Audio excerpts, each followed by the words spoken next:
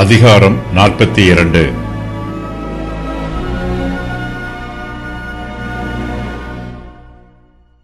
யோகனானும் அவனுடைய எல்லா இராணுவ சேர்வைக்காரரும் எகிப்து தேசத்தை நோக்கி புறப்பட்டு போகிறார்கள்.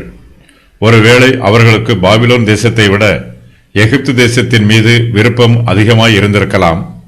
அல்லது அப்போதுள்ள அரசியல் சூழ்நிலையில் எகிப்து தேசத்திற்கு போவதே தங்களுக்கு நல்லது என்று அவர்கள் தீர்மானம் செய்திருக்கலாம்.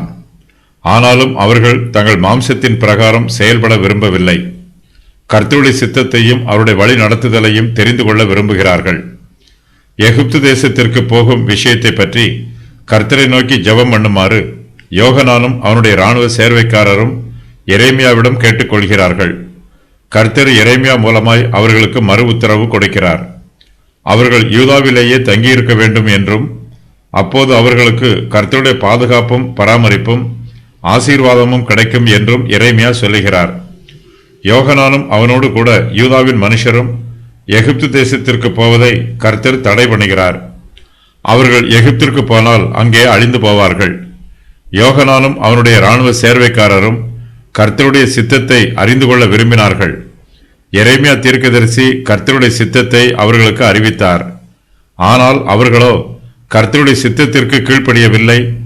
இதனால் தேவனுடைய நியாய தீர்ப்பு அவர்களுக்கு அறிவிக்கப்படுகிறது.